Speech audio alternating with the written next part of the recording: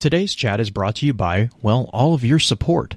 Through the patronage you provide the Focus Fire chat team through Podbean's crowdfunding, we are able to provide you with the weekly podcast as well as the website and other aspects of Focus Fire chat. If you have any interest in becoming a patron of the FFC, please be sure to visit our website and click on the support link. Even a single dollar helps, and for those of you who are already patrons, thank you again for your generosity.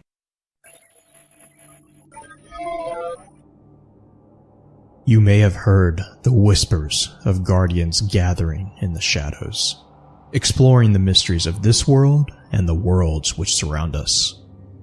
We are all in search of truth. Sometimes we need to focus that search, focus that fire. And so we come together. Join us. Join the discussion. Welcome to Focused Fire Chat.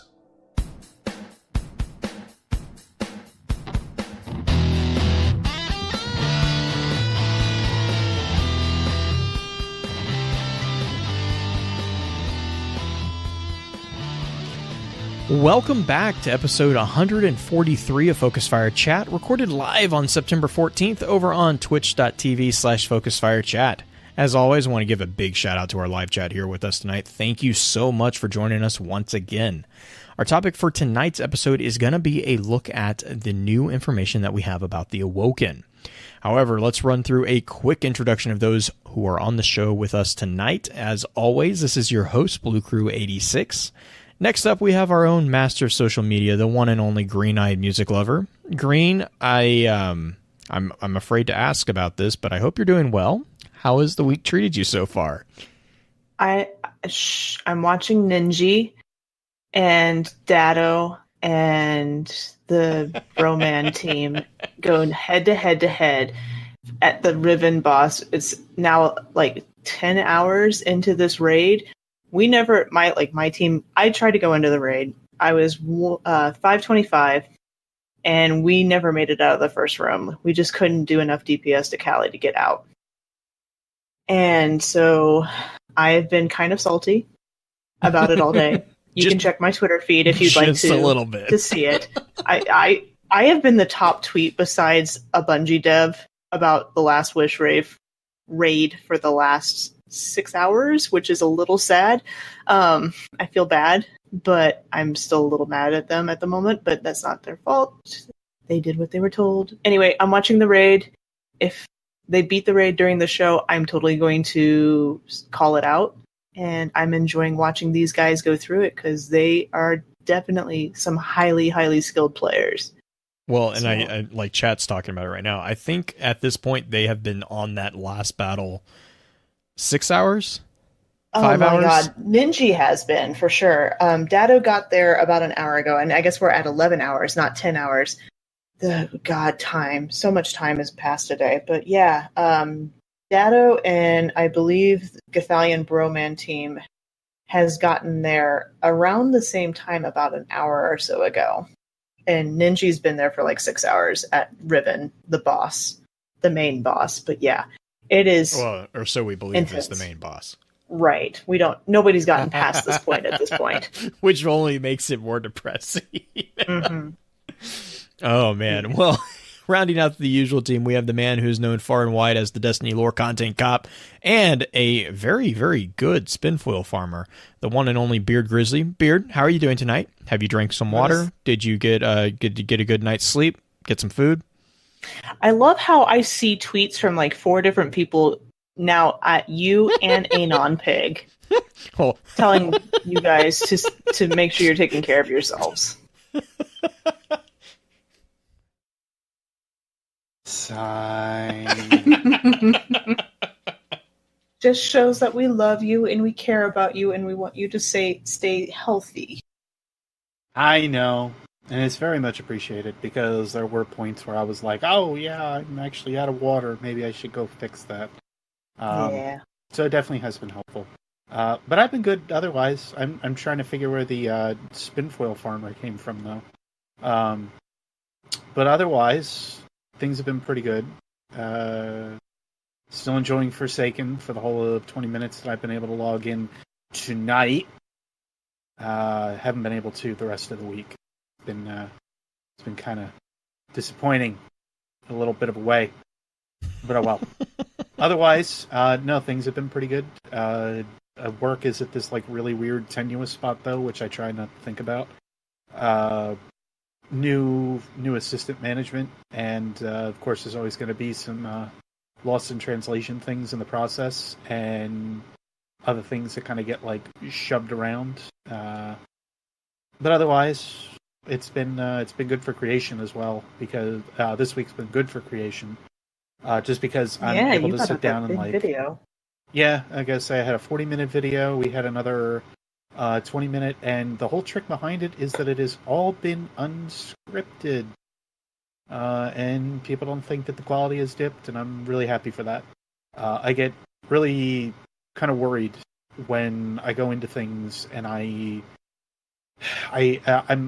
thankful for this podcast for that reason, I think, because I've been able to kind of find my voice through the muck and try to figure out that like I can say some things in my life and not always have it be exact or have to direct everything in one way. If there's something that I really want to make sure is said properly, then yeah, I'm going to write it down. Mm-hmm. But just the fact that I've been able to do things unscripted and people have been still interested in what I've either had to say or at least found what I've said entertaining, that's heartening, to say the least. I appreciate all the support on that angle. Yeah, been a good week overall. It's also been a super good week because it's been freaking hype in other games, not even just in Forsaken or in Destiny. I don't know why. I have a really hard time calling this game anything but Forsaken anymore because I feel like it's a completely different game ever since the friggin' expansion dropped. Mm-hmm. But for my stupid Final Fantasy mobile game, and yes, I will always refer to mobile games as stupid because they are stupid, and I'm still stupid for playing them. Moving on. In my Final Fantasy game, they released the character that I was really looking forward to for the last several months. Ended up getting 6 of him. I don't know how this happened, but I got 6 of him and 3 of another character, so I don't have to do any more pulls for like another year. We'll put it that way. And then also in the stupid Dragon Ball mobile game that I play, they just came out. There's this scene in Dragon Ball Super where it's Frieza and Goku, and they're going up against the final boss, if you will, of the Tournament of Power. And they took that scene and they put it into this card, and like scene for scene, like exact, translated it into this mobile game, and it's just a beautiful looking animation and whatnot. But I cannot get over how good it looks, and literally at the fact that I ended up pulling it without like almost any problems whatsoever. And I have like 4 friends that are like, I hate you so much. So much. Anyway. I'm glad you had a good week. Mm-hmm. Mm-hmm. Blue? Well, I was going to actually give it back to you, Green, because I could not for the life of me remember if we had asked a question this week for the community. I don't think I did. I think I got so sucked into the grind that I completely missed it. I think I totally... Yeah, the grind is real, guys. I didn't even remember it until you just brought it up, frankly. So... I've been having fun with Forsaken. I hope you have too. Yay. I totally forgot. Like I said, for the 20 minutes I've been able to play, sure. That's been so good, Beard. I know. I've put anywhere from 4 to 6 hours a night into it. And Must then be nice. Most of the weekend. Oh, I've been neglecting a lot of things to be able to do that.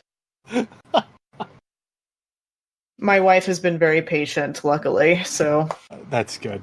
Yeah, I'm going to say every weapon that I pick up, every new piece... Like, I didn't have that, of course, over the last year of Destiny because random rolls weren't there, and I know everybody's like, oh, random rolls are the worst thing ever. And I'm just like, I feel like they got it right. They didn't go... I'm enjoying them again. Yeah, they didn't go, like, too extreme with most of the perks, and even if you don't get something that's, like, that if it's not like, well, it's not auto rifle loader, and I really wanted auto rifle loader, you also have a chance that it rolls with something like small arms or something like that, where it covers a vast majority of weapons that you may use. So it just adds versatility to the piece of equipment that you pick up. In addition, the fact that they have super mods and Ashes to Assets is back and stuff like that, that's just awesome. Because it really does feel like I'm getting a lot of the power that I had in Destiny 1 totally back. And even then, with just the new supers and everything, I really feel like it's a different game. It does not feel like I guess it feels a little bit closer to and akin more to Rise of Iron in its last days, I guess. But it still has some more power behind that, just with the way that the supers are, with mantling and all the other standard quality of life that Destiny 2 brought. It's just been so good. Every time I think back on it, I'm like, all right, am I just getting overhyped? Like, am I just overthinking something? And I think back on some of the moves that I've done or some of the fights that I've had, and I'm just like, no, this is just really well done. So I give him a lot of credit. It does feel like a lot of things have shifted and changed, and whether or not you find it a good thing or a bad thing, it has definitely changed the way we play. Yep.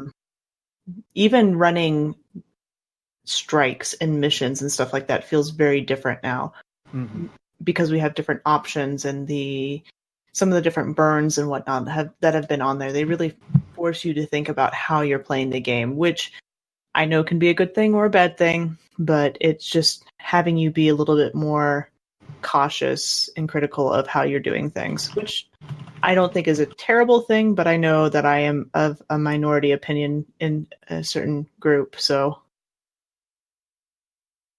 But Blue, no, we don't.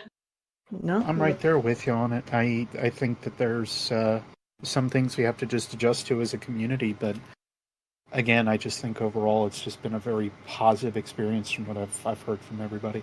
Anyway, Dreaming City. The Dreaming City is so pretty. Every time I think I'm done looking over some of the areas, I go back and I look through a little bit more, and I'm like, nope, I missed this nook, I missed this cranny. There's just so many little things that you can find, and Did you get the kitty? I love it. I did. Find the kitty? I found the one kitty at least. Apparently, there's a couple of kitties. Yeah. Yeah. Well, I found the one, and I got a tiger's bite from it, and I love that auto rifle. Yeah, I'm using that one right now. By the way, biggest beef at the moment with Forsaken that is not raid related. The Corsairs scare the out of me when I walk over to them. If I'm walking by a patrol beacon, what looks like a patrol beacon, and I forget that they're not patrol beacons on the Dreaming City, and this Corsair starts talking to me, and I'm like, what the first time I loaded into the Dreaming City, and I look over from the spawning location, and I'm like, oh, look at this kill-all that's over here. I'll just go grab that real quick. And then all of a sudden I stop, and I'm just like, wow! What are you doing here? Wow! Hang on! It was like a freaking jump scare. I was not prepared for this, apparently. It was freaking great, though. Just to see that happen was... I love that they varied things that way. I love that they thought ahead enough to be like, there would not be patrol beacons in the Dreaming City. That would not be a thing. You know? Anyway. It does make sense. I mean, realistically, the Awoken wouldn't have the patrol beacons up. Right. Up the Vanguard. So yes, it very much makes sense that they would just have some guys out. But love it. I seriously could. I will eventually gush about it once I really feel like we have all the content that's supposed to be out for Forsaken. I want to get my actual full review up there. But that is something that, unlike some that are just like, here's the review for Forsaken, I played 4 hours. Right. Don't just play 4 hours of Forsaken and think you've got a review of it. No way. It's very in-depth comparatively. I still can't go over collections and everything else. It's just fantastic what they've done. Anyway, again, could keep just talking about it. It is about the only thing that I have among a few other things, have really thought about throughout my week. And I'm just really happy to have Destiny back. That's all I'm really going to say. I'm just really happy to have Destiny back. Me too. Blue, are we ready to do? I am. Are you guys good? Yeah. So obviously, I think you can tell we are happy to have something that we're excited to chat about again. So I know everyone's looking forward to diving into this discussion, but let's run through our standard intro notes and then we'll get right into it. In our last episode of Focus Fire Chat, we discussed the community's farewell to Cade 6. If you ever miss an episode and would like to catch up, please be sure to check out FocusFireChat.com for archives, articles, and links to the other aspects of Focus Fire Chat. If you don't mind, please rate and, if you can, review the show on iTunes, Podbean, or whichever podcasting app you use to enjoy podcasts. Reviews are extremely helpful as they not only let us know what we can do better, but help us stay up on the charts, which helps others find our amazing community.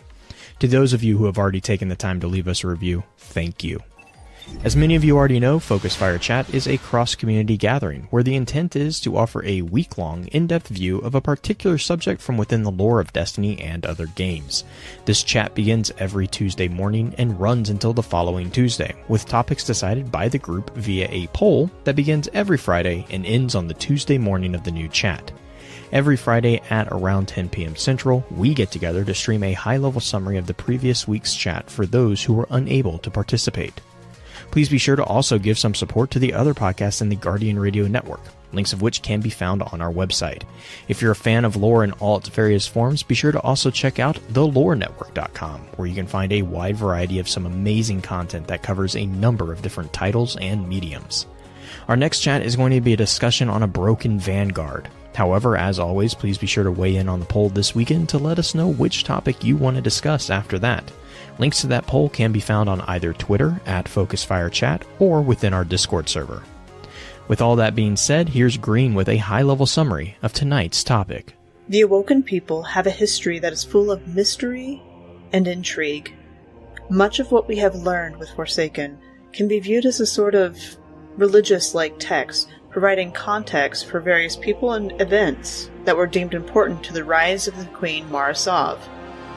We see the birth of the Awoken through the eyes of the Queen, the eventual Queen herself, as well as see the Awoken Civil War.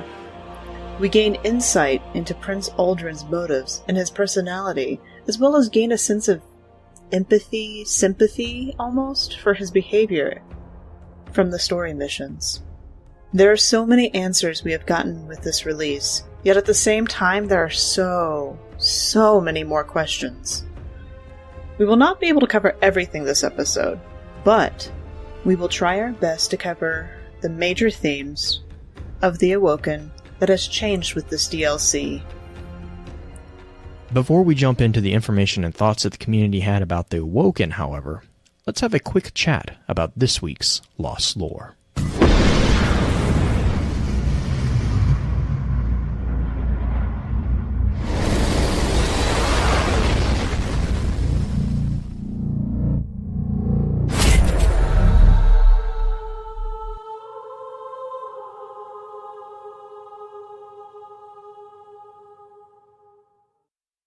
All right, so this week we are actually going to kind of, I hesitate to even call it Lost Lore.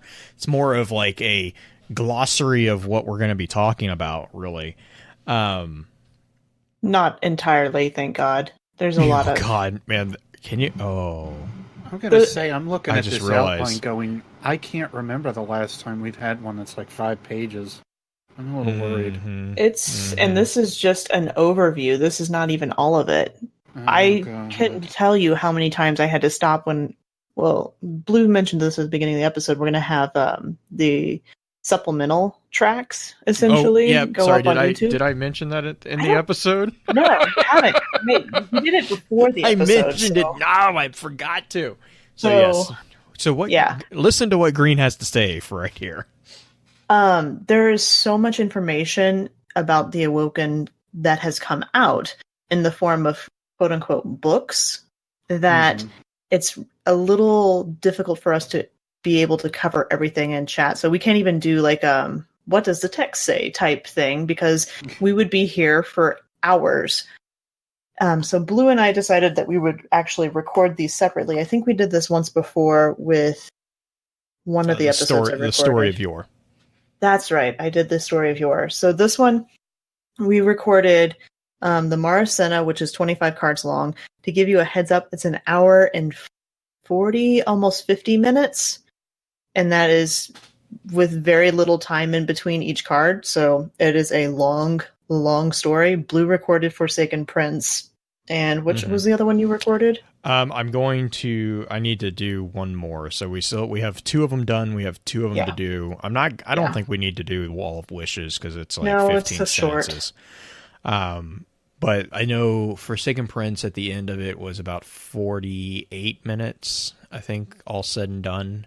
And I think I had a little bit more fun doing it than you did. Oh, I had to stop and look up words like every couple of minutes. It's like, dear God, whoever wrote this. Fair warning, great. I had a lot of fun doing Elixni voices. Oh my God. I'm looking forward to that. I haven't heard it yet. But I have to record the Awoken of the Reef book, which is another 23 cards long. And Blue, what's your other one that you were going to do? Yeah, we have the 2 that we have left is the Awoken of the Reef and the Dreaming City. So we'll just have to figure out. We'll flip coins for it or something. I don't know. Yeah, if you want. They didn't ask me to read any of these. Just put that out there. You recorded a 40-minute video. If you would like to. To be fair, this is the individual who wanted to rename the episode. Let's educate a YouTuber. So I know. This is also true. That would have actually forced me to actually read them, though. Yep. Yep. It's okay because here's what I'm also going to probably do. I had already had the thought of like, okay, all this lore in the presentation that it's in, like I'm trying to think for the channel how I can also go ahead and do so. Mm-hmm. So I'm thinking what I'm going to do, which I think is going to tailor off of these books and why I'm bringing it up. If you don't know in the past, I try not to talk about my channel that often while I am on this show, because one, I think it's freaking rude. But largely, I think that there's a good reason for this bring up, and that is because I want to cover the books almost immediately after I'm done reading them. Mm-hmm. So, like, I will sit and read them. I will record them in my journals, of course, and then from there, I will go back and basically just say, "Hey, here's what I figured out from this," because this sounds pretty prevalent to like what we're trying to talk about. So everything I think that what these guys are talking about here with these recordings and the little bits and pieces that I've at least heard in the works sound like they would tie back very well for like here's the expanded readings on them and the fun readings, and then here's us, here's me just talking about them. So look forward, I guess, to that from your Focus Fire crew here. But I would love that kind of stuff just to kind of, hey, it's like a quick collaboration and we don't even have to worry about much. Mm-hmm. Well, and the other thing is, before I dive into kind of these definitions here is, we kind of mentioned this before before it had dropped. My excitement about you had mentioned the collections and the triumphs. What this does for us is that this gives us collections to do analysis of. Now we have a collection of the Maracena, which is, if you want okay, so for example, let's just kind of dive into this a little bit. If you want the history of the Awoken before they came back to our solar system, which we'll get into in just a second, but if you want the history of them in the distributary, I cannot talk. It's in the Maracena. All the history of the Awoken after they come back into what they refer to as the tributary, that's all in the Awoken of the Reef. The entire story of Uldren, well, the majority of the story from Uldren after they return from the tributary, or return to the tributary, which is our solar system, is in the Forsaken Prince. And then you have like the Dreaming City, which is much more akin to the old grimoire logic from Destiny 1, it's a very loose collection of tales that deal with events that happen in the Dreaming City. So they're not necessarily all, it's not as cohesive of a tale as, you know, the Maracina or the Awoken or the Forsaken Prince, but it is a tale, or it's a collection of tales that is about the same topic. Same as the ghost stories, right? The ghost stories, which, I mean, I'm sorry, but if you need to read the ghost story entries, because They're so sad. Well, yes, but there's some amazing ones. The Don Quixote one is freaking hilarious. I mean, like, yeah, the ending of the Don Quixote one, which it's Don Quixote, so it's not really a huge surprise. It's very sad. Right. The Ghost Hunter is absolutely terrifying. Like, the concept of that individual, like, I mean, but what I really like is that this gives us a thematic collection in which Beard, we can do exactly what you're talking about. You know, like, we can say, okay, we're going to look at the Maracina for this week, and we can just tear apart. And it's, I mean, there's a lot in there. I mean, technically, you could probably take just Brephos or Revanche, you know, one of the just few entries and do that. But, you know, you can have now these kind of more guided detailed conversations, whereas before with Destiny 2 it was really difficult for us to say, hey, we're going to talk about weapons, you know, like, it wasn't, there was no guiding path, there was no guiding lights for us to kind of, and it's not to say that we're going to stick on the path, right? I mean, that's half the fun, is kind of disagreeing with maybe some of the stuff, but I just, that's what actually has gotten me really excited. And kind of talking about that brings me back to what I was going to kind of do for the Lost Lore segment. I was just going to run through really quick. The Maracina and the Awoken of the Reef both have a number of entries. I think in total we're looking at about 48. 49. I think there's 25 entries. in Maracina and then 20, and 23. Oh, there's only 23. I have 25, so okay. Okay, so 48, 50-ish entry. A ton of information, guys. It's a ton of information. In addition, I think the entry total on Ishtar is somewhere around 278. Yeah, I think final, and that's after the Truth to Power book was taken back out. Yeah. I was going to say, because we're probably upwards to 300. I think when we get like most of the other raid content out there and whatnot, I think we're probably closer to 300. To give you an idea of typical drops, I think, granted, I can of course bring it up on Ishtar because they have the amount that's listed there for us, but I think D2 itself in lore tabs alone was about 150, 175. That sounds right. Yeah, I have it written down somewhere as well, and I don't have it in front of me, but yeah, that sounds about right. But these are also lore tabs. Right. And these I think are not like before Forsaken, I think Destiny 2 had like a total of like 600 or 800. Yeah. And this, I'm going to say, I mean, this just completely obliterates it. With everything that was released from D2, Curse of Osiris, Warmind, plus the additions, of course, with like Crimson Days, the Dawning, and the couple other little events that were sprinkled in there. It was. I really do think it was somewhere around like 600 entries. Like, it was enough that I filled a Moleskin book. Like, it was 250 some pages plus there. But the lead up, the wind up to Forsaken, made me start to have to dip into another book to give you guys an idea. I started on page like I think 30 of my second book for Forsaken, and I'm like already up to 50 or 60 at this point, and I'm already done all of the weapon entries. But that is all that I'm done, is the weapon entries. I now have the armor, which goes in an order. I now have the Sparrows and Ghosts, which granted there aren't that many of like previous expansions. And then I also have all of the book entries, which I'm going to be sitting around for probably the good majority of a month trying to sort through. I do not have the time of day right now to sit. Like, if I full hermited up, right? Like, I didn't go outside for a little while, I might be able to get through a good majority of them in about a 3-day time period. I would feel like garbage Two, I would probably look like garbage more than I already do. Hey yo.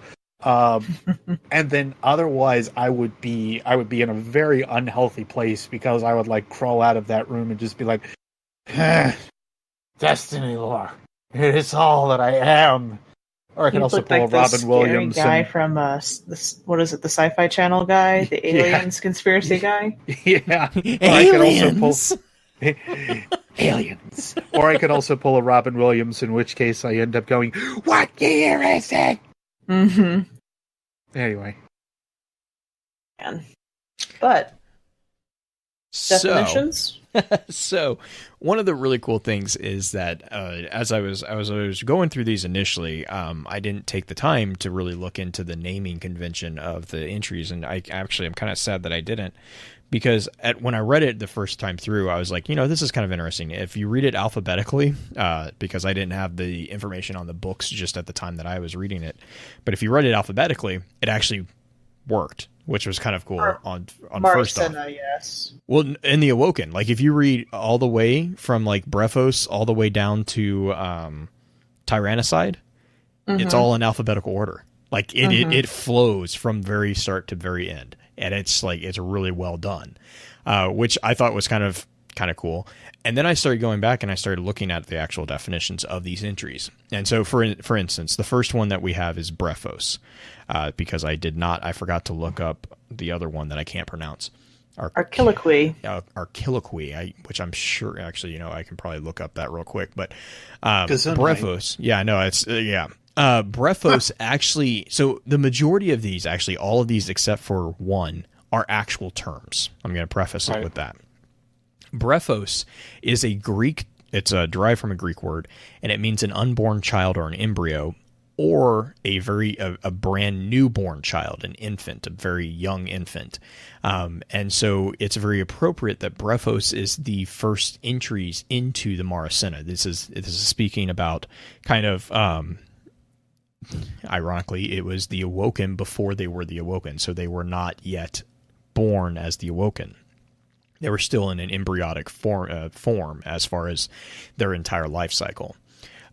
Then we come to the Cosmogyre, which actually, we were kind of talking about this before the show. Cosmogyre actually doesn't have a term. It's like this weird chimera word between Cosmo and Gyre. And Green, I don't know, were you able to dig up anything on that one? Yeah. So a gyre is it's a swirl, or like to gyrate. It's kind of the root of what gyrate is. So a spiral or a vortex.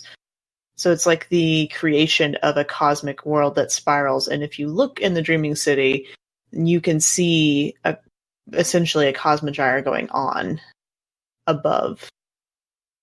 There is the spiral of what is the singularity that we'll get into later. Yes. Which will then bring us to the extasiate. This is why I had to stop every 5 minutes. What is it? Extasiate? Extasiate. Extasiate, which is basically, it's a word that means to go into an ecstasy. So it's not a huge aha moment there on that one. The next one is another one that's kind of like, most of these kind of make sense. Fideicide is literally killer of faith, or one who breaks a trust, which again is actually very cognizant of what's happening within those entries. That brings us to heresiology, which is actually a form of theology or history of theology in which it's the study of heresy.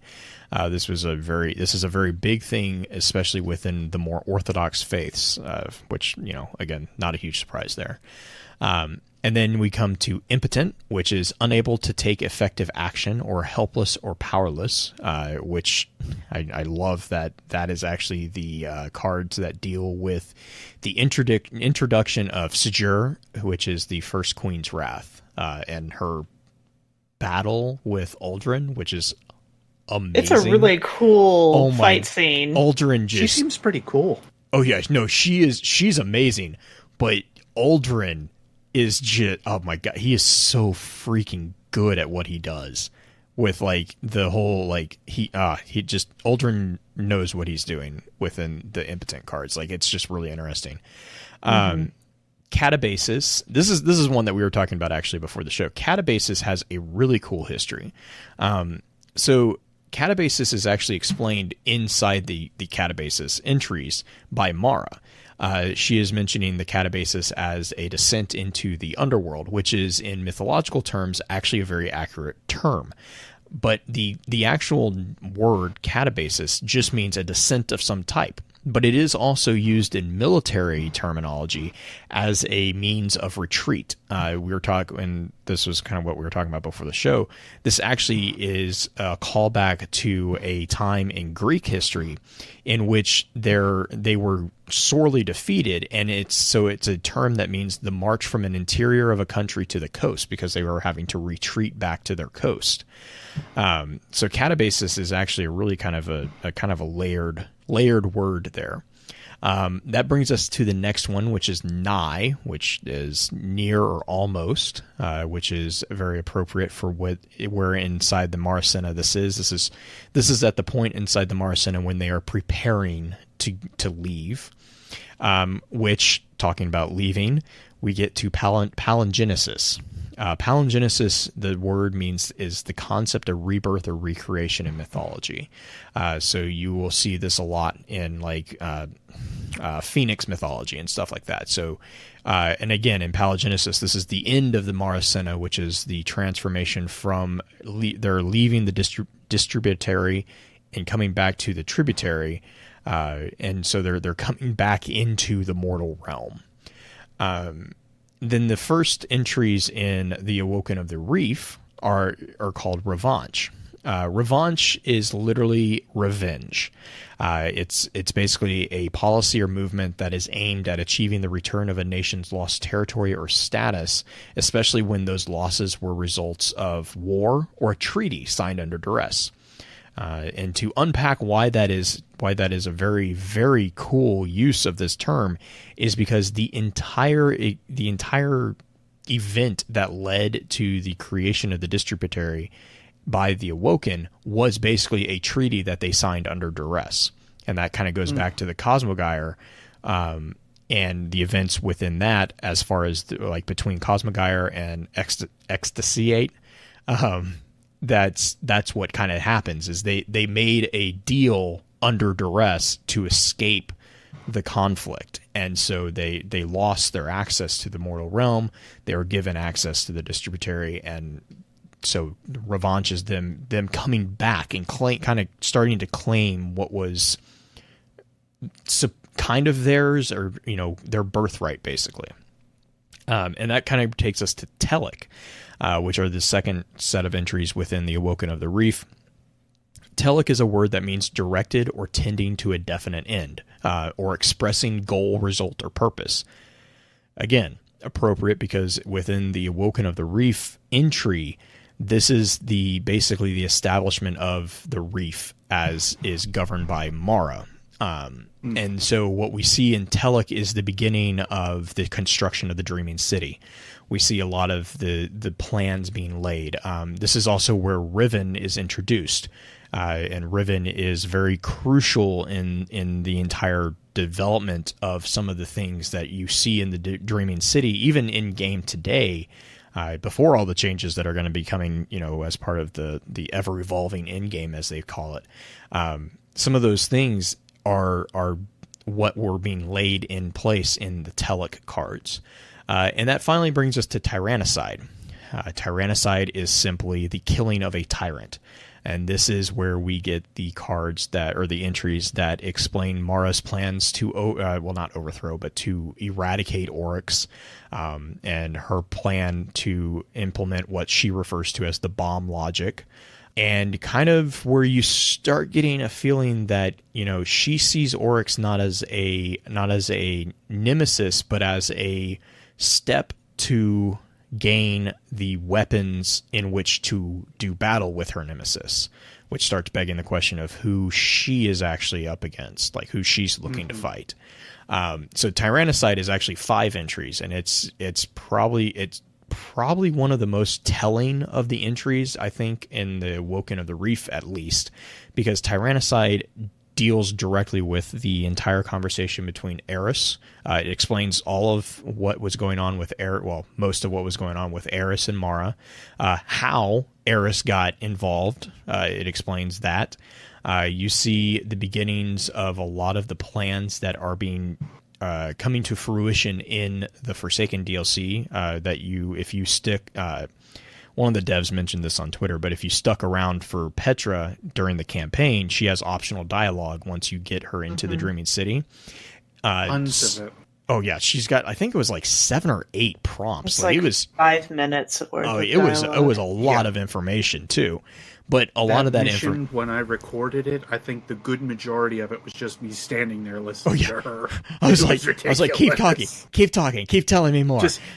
It's like, wait, how many are there? It doesn't end. This is wonderful. Just keep talking. Yeah. Anyway, but so a lot of the terminology a lot of the concepts that she is mentioning at that point are explained in Tyrannicide, and like the framework for what is going on at the beginning of the Forsaken, and kind of what we're seeing as far as like the whole, killing Riven, going after Riven. That is getting explained within the Tyrannicide cards, or at least as far as like what is happening, why we have to do certain things, or the surface of reason why we have to do certain things. So those are the entries of basically the Maracena and the Awoken of the Reef. Entries inside the Forsaken Prince there's not a lot hidden in them. They're all pretty straightforward, to be honest. Let me pull this up real quick. And that's because the Forsaken Prince, like I was saying, Forsaken Prince is literally the story of Uldren, and it is explaining Uldren's kind of descent into this weird madness / borderline Uldren, after you read especially Maracena and the Forsaken Prince, Uldren becomes a lot more of a tragic character. You start realizing that Uldren really, from the very beginning, was fighting a losing battle when it came to because he was up against the manipulations of Mara, and then later he is of the 2 siblings, Uldren was the only one who actually kind of had feelings of familial love. Mara was kind of the cold, distant one, which is talked about in the impotent cards, especially when Sujur challenges Uldren the first time. You start getting the sense that Uldren is actually the one you should be sympathizing with. Mara is the one that's kind of manipulating everybody, and I mean, Mara gets called out by even her own mother. I was about to say, Osana actually calls her to the plate and like basically point blank tells Mara that if she doesn't stop manipulating Uldren, she loses her as her mother. Like she will cut her out of her life, which is, I mean, Osana actually tries her best to protect Uldren from Mara, but the problem is that Uldren is so loyal to Mara that it doesn't matter to him. Like he just loves her that much, which is what happens inside the Forsaken Prince. You see this like development of a character who is just unquestionably loyal to his sister, and then it's the after the fall card, after the fall entry, which is about halfway through the book. So you have the entire story of Uldren's kind of discovery of the Black Garden, which is a very interesting conversation, and the development of his relationship with Jolyon, who is one of his master crows, and then Jolyon is the last entry, and then it's after the fall, which is takes place immediately after the Battle of Saturn. It also explains why Uldren's ship ended up in Hellas Basin. So I encourage people to go read it because it point blank explains it. Like it completely explains it. It also goes further and explains exactly how he created the House of Dusk and why he created the House of Dusk and why the Elixni were okay with all this. It explains the entirety of the birth of Fickrell and the entire like construction of these barons of the Scorn and the entire Scorn. Now, granted, it's the Scorn are more explained within the lawless, the lawless frontier, and Varrix's book. Most Loyal. Most Loyal, yes. Most Loyal deals more with the development of the Scorn as abominations of the fallen. The only reason I know that name is because it is the only thing that some of the guys on my channel can talk about right now. Oh, like, my! I want to like. It's really good from what I hear. The entries, like, oh my god! I've only done like a surface read through of them, and I'm like, yeah. Oh Lord Varrix, it's oh my gosh! Like, I'm not joking when I said we probably should have renamed this to Educating a YouTuber, because I have no idea what some of this is going on. Like they're saying like Mara's got a mother, and Mara's the one that like was actually doing all the manipulating, and you got to read this and that. God. I'm just like, I have no idea what they're talking about right so now. much. I'm just sitting back like, this is good. Well, here's the other thing that I gladly accept. So here's the other thing, Beard. They explain directly and point blank where the Jinsum scribes come from. Yes. I don't know if I don't know. I don't know if you you saw my tweet, but like that was like I was like, so I might have actually been live tweeting as I was reading lore entries, which is really weird because normally you live tweet when you watch something. I was live tweeting while I was reading, and I lost my head when I saw the explanation of what the Jinsum, because I've been like begging for this since God, what, House of Wolves? When the Harlequin pendulum came out, I'm like, what are these guys? Like, and then Asher's like the last, the Jinsum scribe. He's the last one. I'm like, yeah. Yep. There's a lot, Beard. There's a lot going on. I mean, and there's so much answered. That's the great thing. It's so much, of course, which, you know, for every answer we have like 50 more questions, but we see exactly where the Awoken come from. Right. Now, yeah, full disclosure, full disclosure too is, again, going back to, you know, the Let's chat that we did a while back. This is in-game lore. It's in-game presentation from an in-game persona.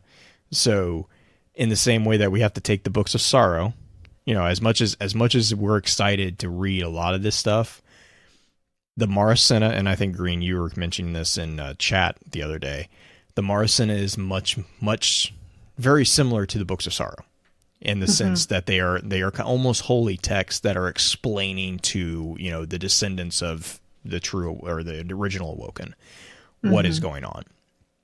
So that being said, if it's Mara that is writing the Maracena, you know, she does a pretty brutal job in being pretty fair as far as like criticizing herself, because the entries are pretty brutal against Mara. Like, I mean, they're not like dragging her through the mud, but it does humanize her to an extent and shows you why she is as cold and calculating as she is in some ways, because you get the whole she learns that secrets have power very, very early on in the Maracena, and that is driven home throughout the entire book. And I would say that's the theme of the book, quite frankly.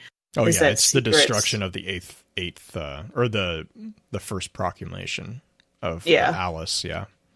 But there's just so much. I'd love to do an episode just on the Maracena alone, because there's so many stories just in that. It's on the poll. Good. But real quick, do you want to jump into that little overview that I threw in to the notes real quick? To kind of move into the conversation of I also collected. You technically have something wrong in the very first line. I probably do. She's the second.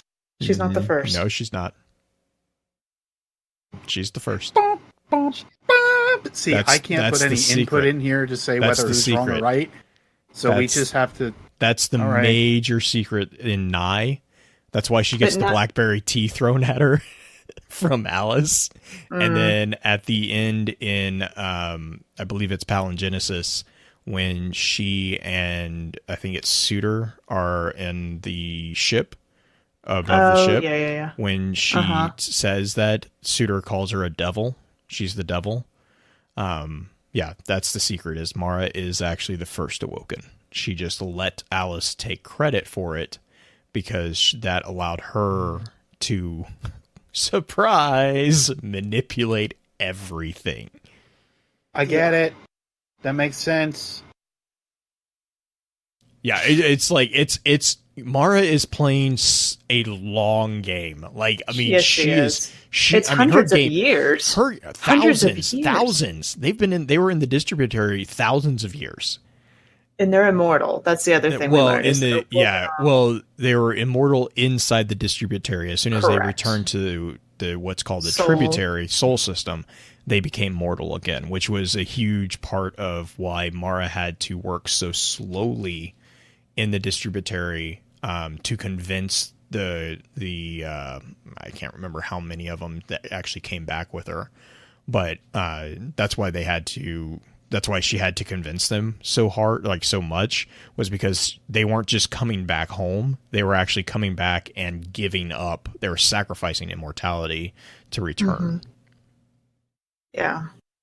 Do you want me to just go ahead and read your little thing that you wrote? Yeah, if you're comfortable doing that, yeah, please.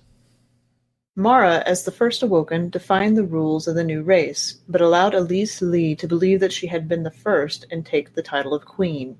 This allowed Mara to operate in the shadows, culminating in the Awoken returning to the mortal realm after what was to them thousands of years within a pocket universe, outside of the flow of time. Here in Seoul, only centuries had passed. The full scope of her endgame is still currently unknown. Upon returning to Seoul, some of the Awoken returned to Earth to assist their ancestors. This departure allowed a small force of Fallen to track down the Awoken who had remained in the reef. Mara led those who remained into battle and managed to defeat the alien attackers, finding that, thankfully, the raiders had not communicated their location to the larger Fallen foes. This allowed the Awoken to fade into the shadows of the reef for the time. The Reef Wars were started after the Awoken realized that the House of Wolves intended to join their brethren in the Battle of Twilight Gap. For reasons still unclear, Mara attacked the distracted Fallen fleet, killing their Kel and opening the house to internal strife between the remaining forces, each thirsty for the now vacant throne.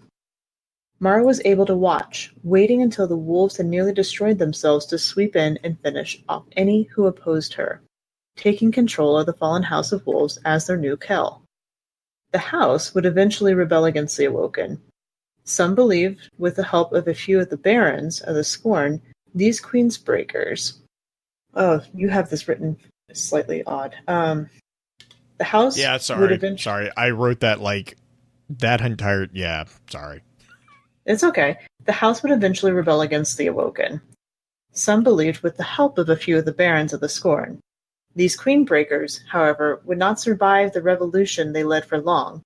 Now allied with the Guardians of the Last City, Mara and the Awoken put out a call for revenge, and the Guardians delivered it with violent efficiency. The Awoken people would experience another massive blow to their way of life soon after the resolution of the Wolves' betrayal with the arrival of Oryx, the Taken King. Although the Guardian and their fire team managed to defeat him, it was not without paying a heavy price. Among those lost were the Queen of the Reef, though some held desperately to the hope that she was still present in some way. Their hope, it seems, was not in vain, for this was merely a step in Mara's plan, a difficult one, to be sure, but one that was necessary if she was to overcome the threat of Oryx and his Ilkor. For while Oryx and the Hive viewed the universe through the lens of the logic of the sword, Mara saw connections in what she referred to as the logic of the bomb. She merely needed a catalyst, a connection to bridge the pieces together. And what better bridge than the blade of a god? Oh, Mara. She's a mess. She's good at what she does, though. She is so good. And she's always been good at it, according to Maracina. Yeah. Like she's what, 19 when they left, when they got on Exodus Green and got on the project? Sounds right. Like 19 years and 9 months or something like that. Yeah, because Exodus... Oh, no, I'm sorry. I accidentally opened up Arlequin, or Echu. It's... So yeah, Exodus... Lang Lewei yeah. was the... Which, okay, sorry, real quick. A really, like, cool nod there. Yang Lewei is actually China's first astronaut. So, just, have that in the back of your mind, too. It doesn't have... There's, like, absolutely no connection to anything else. It's just a little trivia fact. Lang Lewei was like the umbrella ship or whatever, the ship spire. Yeah. But was it Exodus Green that she was on? Exodus Green Project Amarita. Yes, Project Amarita, but Exodus Green was mentioned in one of the early cards too, because there were 40,000 and then 481. Were the numbers of people. Oh man, there's so much loaded in that. Because there were this is Beard, this is why I don't know if you saw my message in Discord the other day, but this is a potential nod to, I don't know, the 9. Because there were originally 900 crew and 40,000 passengers on Yang Lewei. The 40,000 passengers were basically in cryosleep and were, basically just they were just literally passengers. When they went through the events on Cosmogyre, they were brought into the distributary and basically made into Awoken. Well, when they were awoken, there were only 40,891. There were 9 missing. And there's no comment on it at all anywhere. It's just they went from 40,900 to 40,891. That's it. 91. Like 91 or 81? It'd be 91. It'd be 91. Sorry, I had a brain freeze there because it'd be 9 missing from 900. Right. That would be really scary. I mean, but I'm like, I read that and I was like, "Are you kidding me?" Like, I'm gonna be. They're just going to continually poke at us and give us all sorts of different. And it's like what I was telling Beard before the show. It's like I was doing some rewriting of summaries from Destiny 1 just for my own notes. And I was sketching out the House of Judgment sigil. And inside the House of Judgment banner that we had from Destiny 1, there's 3 bars with 9 circles connected by small bars. It's 3 lines of 9 spheres with bars in between them. And it's like, it's just on the House of Judgment banner. Like there's no connect. And then Soraya, we were talking with I can't remember. Oh, I feel terrible. I can't remember who it was at Guardian Con, but talking about her face tattoo. It's a circle of 9 circles. Like there's just these. Was it Man at Arms? No, it wasn't Man at Arms. Man at Arms was when we were talking about the Titan who was Satan.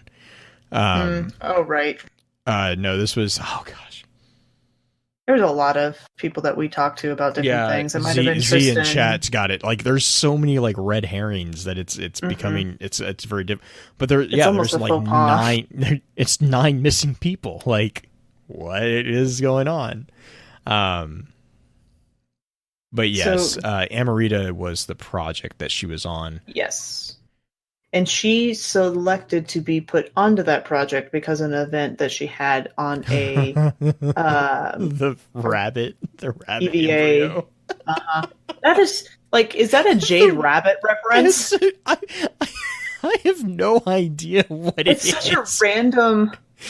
So there's go for it, Greg. Go for it. So the story is, and I don't remember which one of the cards it is from Maracena, that Mara decided that she wanted to be a part of this expedition, this finding of getting away from the travelers. She didn't want to be beholden to what was going on because she was doing an EVA, and her partner that was out there with her while they were repairing it, suddenly had his faceplate shattered by a frozen rabbit embryo that came hurtling out of nowhere and just destroyed his face.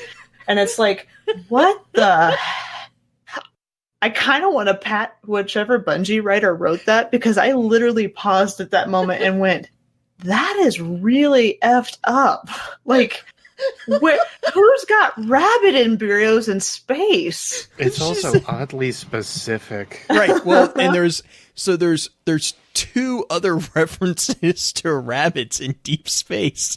One's the Drifter, and then the Jade Rabbit. So it's...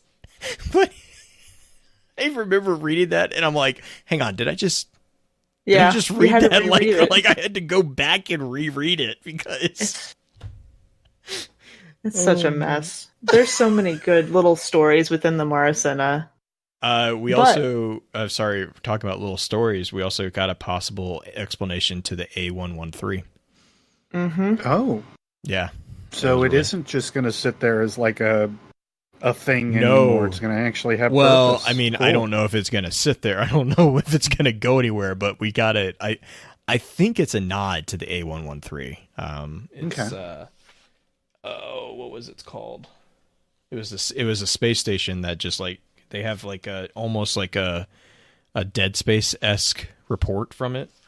Okay. It's a really interesting little thing. It's got I want to say I didn't have a chance to like look into it to unpack anything super detailed, because there's a ton of coded stuff, because it's it's basically a damage report, and it's the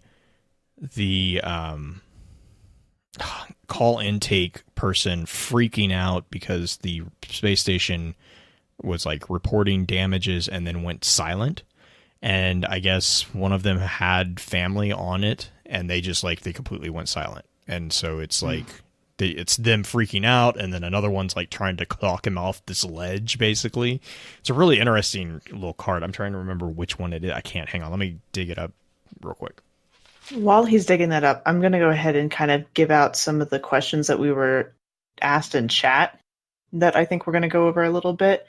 How did the Earthborn Awoken come to exist? Why are they blue? Are there Awoken babies?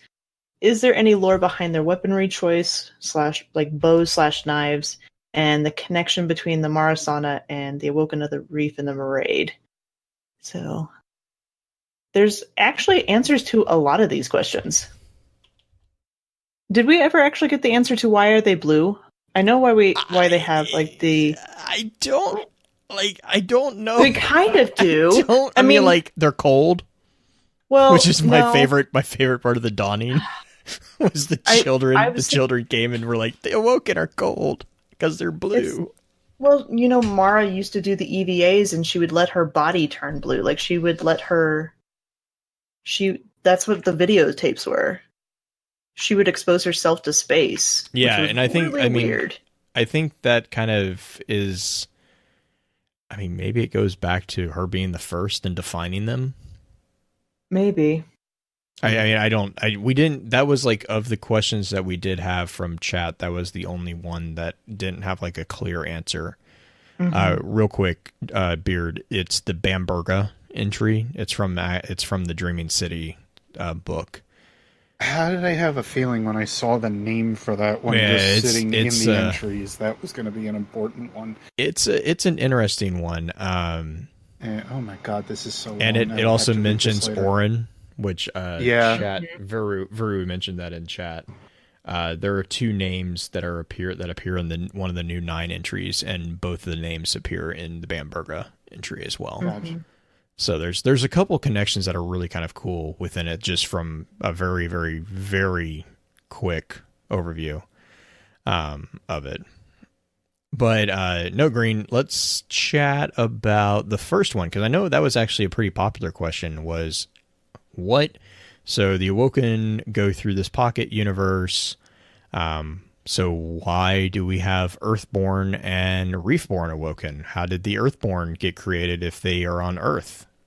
So all the Awoken initially came from the pocket universe, like the ones that came back with Mara are all from this pocket universe that were initially shifted or changed or born in the pocket universe, because we found out they actually had a breeding project going on to make sure the Awoken could actually expand, but they did it in a very controlled manner that wouldn't.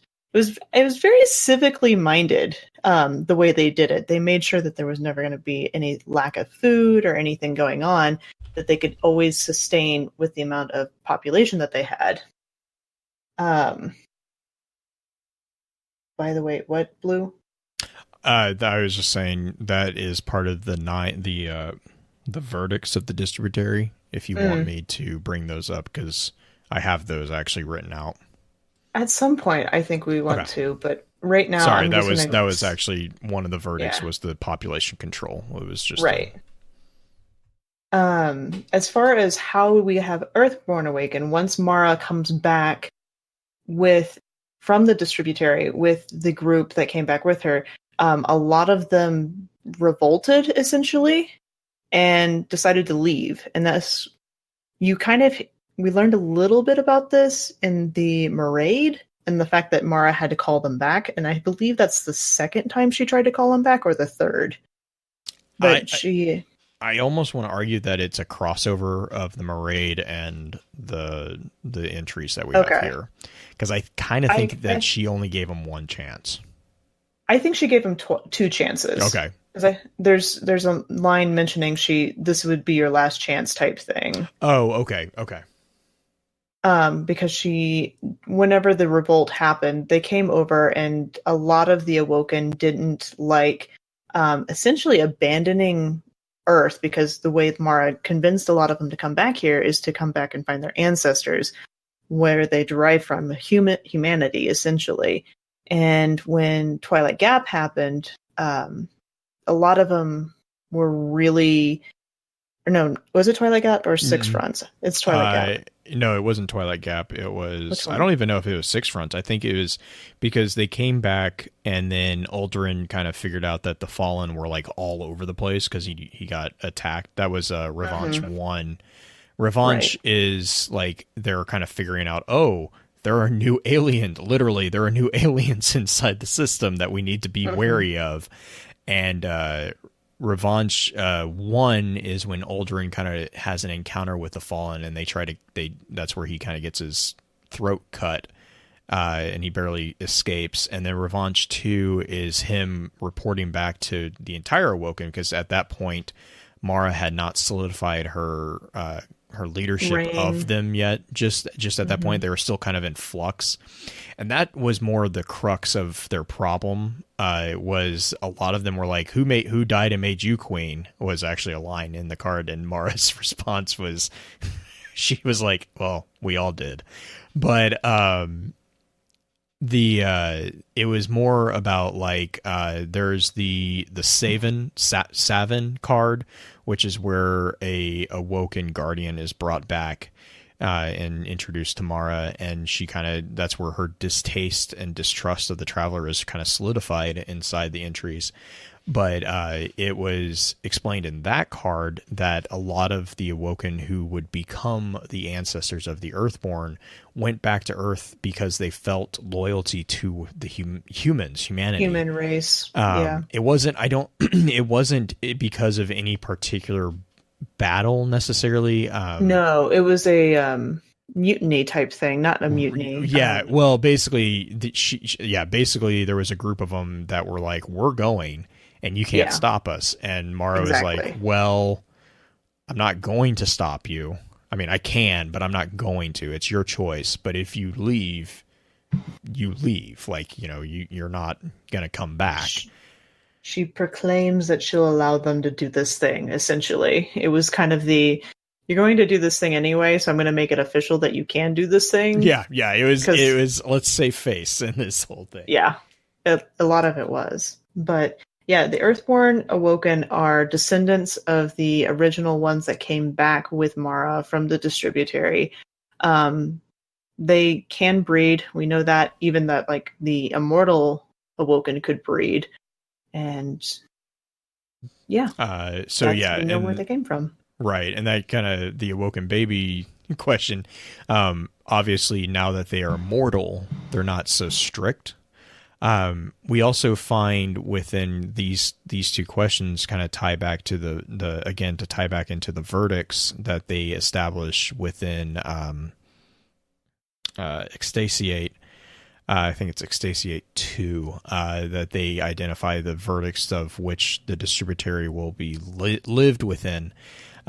They also explain why the Awoken are a matriarch society, because There were and I know so many more women. there were so many more women. It was just a matter of numbers. It really was, because the fifth verdict is that women should protect and care for men and children until more could be born. And so, I mean, that coupled with the fact that they are immortal, so they had to control population, kind of led to a bit of this is not really going to change. Though it's very interesting to me, because the other thing that you kind of get called, or that gets called out inside the verdicts, is that there are Awoken born of flesh and machine. Yes, like the Techians. Well, Excuse me. Yeah. No, this gets interesting. So the Techians are an interesting thing as well, because there's also a segregation between the type of technology here. Mm-hmm. We have two types of technology called U-Tech and Mal-Tech. Give you a guess. One of them's good, one of them's bad. Mal-Tech is the bad tech. It's like blasters, like what is it? Mirror laser, I think it is, that Sigir steals. It's something. It's one of the last. It's a weapon. What we would consider like a gun. Right, which will kind of segue into one of the other questions here, the behind their weaponry choices. U-Tech was identified as good technology, and there were. Hang on, let me pull this up real quick.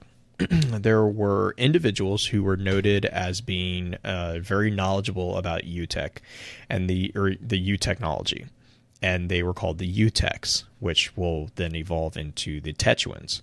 But the U-Techs, as part of the fourth verdict, was U-Techs were noted as being heralded and heeded as they were the preservation of the U-Technology, which was the good technology. And so they were kind of raised up inside the society, because they were the ones that understood what was called the remains of the ship. The Linway ship was called the Ship Spire. And basically the queens and the Techuans, and then the queen's paladins, this is where we also start seeing a breakdown of the society as far as titles go. Paladins were the individuals who the queen could entrust with the Maltech, because she was sure that they wouldn't betray her, which kind of comes back and bites her in the butt, because one of them does betray her, and that is Sigir. Sigir betrays them and brings a weapon over in an event called the Theodicy War, which we'll get into in just a second. But and so then we also get the introduction of the other position within the Awoken fleet is the Corsair. Corsairs were actually kind of mercenaries in the distributary. They were actually kind of like friendly pirates, I guess would be the best way. They were just kind of guns for hire.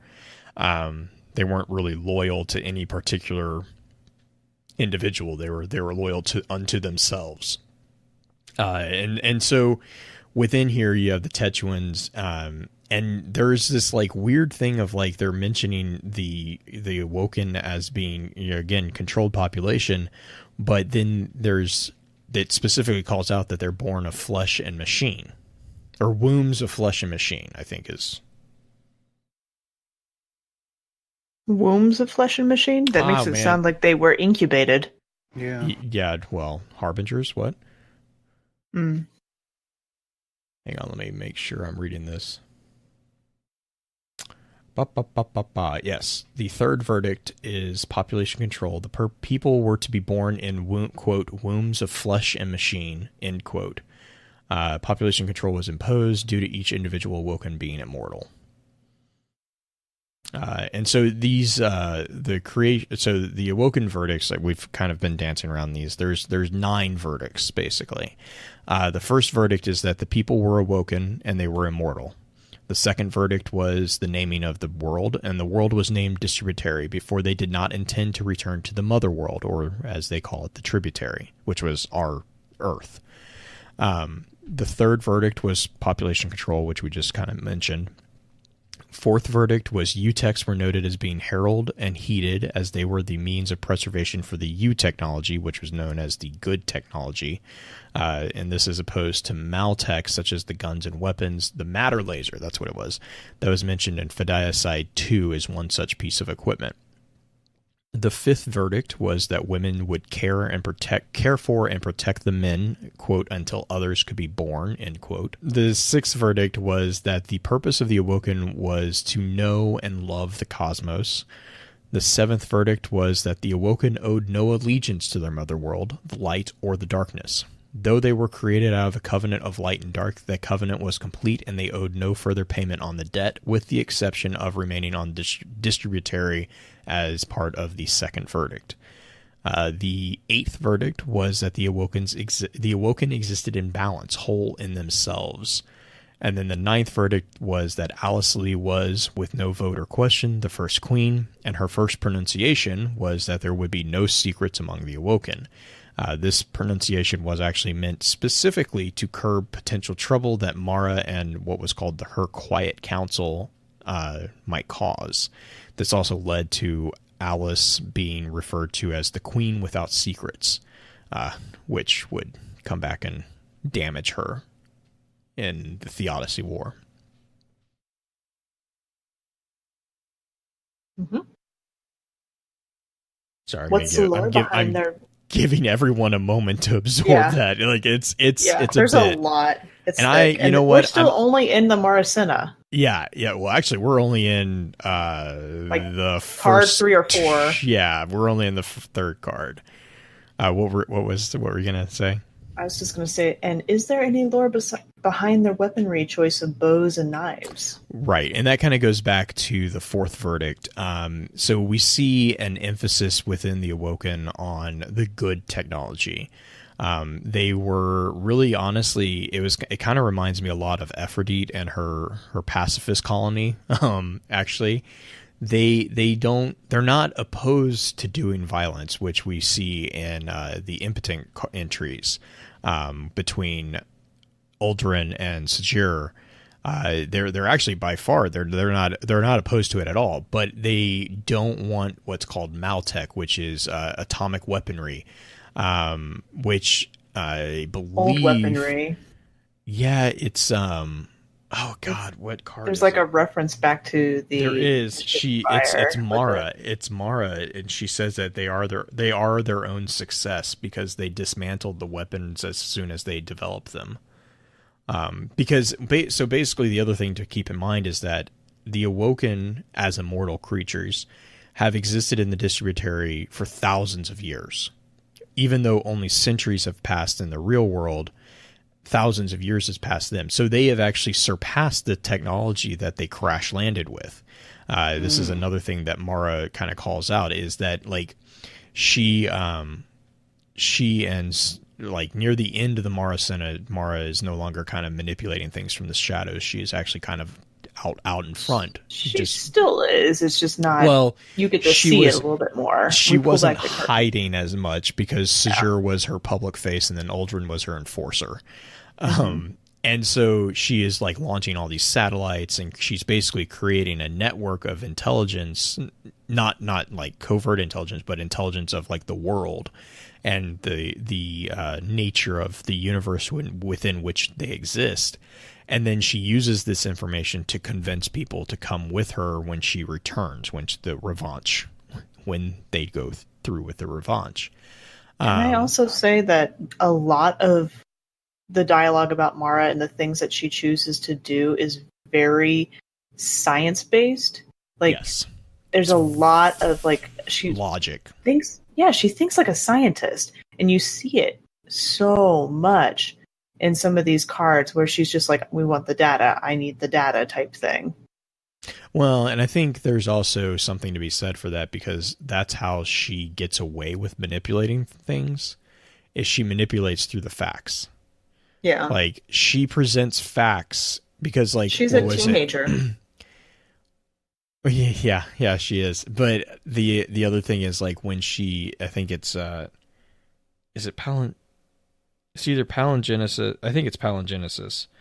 When she's talking to the Awoken, she makes a point of it only being her face that they see. Because she calls out, she's like, "Hey, I could have put," well, she doesn't actually say this, but in her mind, we see her thinking, she could have done graphs and images to kind of drive the message home, but she wants them to remember her face. She wants them to see her face and see the emotion and all this stuff. There's a lot. She's manipulating them through facts, I think is what I kind of took from it. So like, yes, she is thinking as a scientist, but it's not like she doesn't have a bias, I guess, is what I'm saying. The Awoken race tends to think like that, or at least what we see of the various ones. That there are obviously like warrior type people, like Sujur, or however we're going to pronounce her name. Yeah, Sujur. Sujur, Ido, and Uldren are both definitely more the martial type characters in the story, but you do see a lot of high tech scientific. I don't want to say jargon because it's not exactly the right word, but they use that kind of language to describe what they're doing. Yeah, no, and I agree. I think that kind of goes towards them. Sorry, wow. I think that goes towards their presentation of being elven. To be honest, like they have a higher understanding of reality, which is a very elvish, kind of going back into Tolkien-esque fantasy. They're very highly sophisticated, and they have a higher understanding of what it is, what reality kind of is comprised of. That's always been kind of a fantasy trope for elves, and I kind of got that. I definitely got that feeling reading them, and then you actually go to the Dreaming City, and you're like, "Yep, this is Tolkien. Like this is this is Rivendell. Yeah. Like we are landing in a science fiction." Lothlorien. Well, yeah, or yeah, that works too. Those were, I guess, the last question that we had kind of from the chat was the connection between Marasana and the Awoken of the Reef and the Maraid. Yeah, and that was more of my question because I wanted to hear I wanted to hear your thoughts on that one. I think it's a continual timeline type connection. Marasana is the initial. Awoken of the Reef gives you a little bit more before. As far in my interpretation, a little bit more before the Maraid happens, and then it ties directly into the Maraid because you start to see it from the outside perspective, the Maraid. Because we get most of the perspective in the Maraid from the officers and whatnot, not Mara herself. Right. Yeah. The Maraid. So we to date have not gotten anything full from Maraid. The only information that we have from the Maraid are quotes that were part of the House of Wolves bounties. So like the Queensbreaker, Draxus, Picus, all those names that, way back when we were running circles around Skolas. That's where we got the majority of the Maraid. And honestly, like the Maraid was really, I always attribute the Maraid more to like the Aeneid. It was kind of which it's got a very similar naming convention to it. And so in the kind of to explain that logic, the Aeneid is the story of the establishment of Troy by a Trojan, the establishment of Rome by a Trojan following the Trojan War whose name is Aeneas, hence the Aeneid. Mara and the Maraid would be the establishment of the Awoken in the Reef. And so there's a bit of like my thought kind of is that the Maraid might be more of like the epic poetry version of this story, whereas the Awoken of the Reef, which is kind of the book that would actually probably more likely cross over than anything, is maybe more of a is it autobiography? Is that the correct term for that one? I always flip. I always flip them. I always flip it. I mean, an autobiography is a self-biography, yeah. Yes, that's the one I'm thinking. I got it right this time. Yes. You did. It's very rare. Yeah. I will not get it right next time. Do you want to kind of go over a little bit of what we learned about Uldren? Because we've talked quite a bit about the origin of the Awoken, or do we want to save Uldren for his own thing? Oh, man. Because there's so much. The stories about Orsana, Mara's mother alone, there's two main ones. One before the Awoken or become the Awoken, which did we mention that it's a singularity type thing situation going on? Yeah, so the pocket universe that we're mentioning that the distributary is within is the effect. Okay, Green, I'm going to rely on you a little bit. It's the effect of a singularity. It's the event horizon. It's mumbo jumbo as far as science goes. So I'm going to get chastised by Z, I think, in chat for getting this wrong. I just saw her in chat pop up.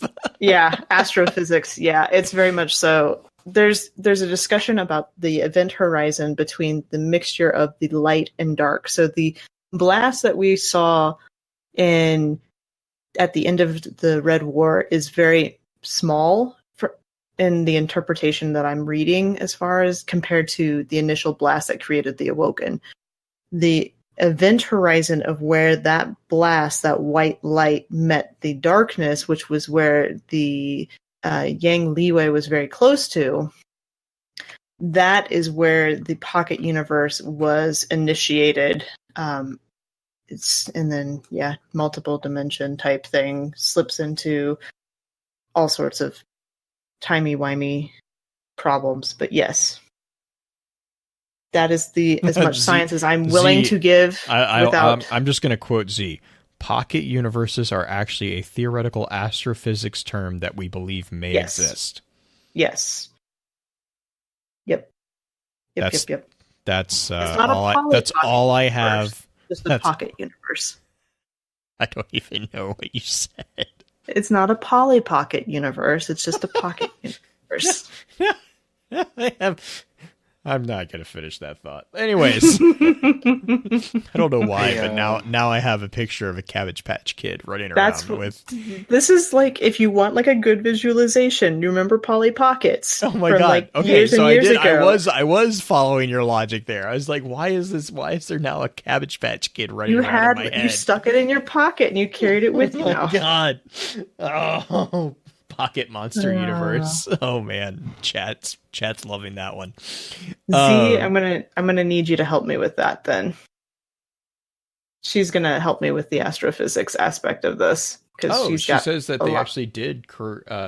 They did quite a bit job. They actually did their due diligence with the astrophysics research. That's really cool. I'm looking forward to it. Yeah, I am. I'll totally be game for listening in on some of those. But yeah, okay, so Uldren.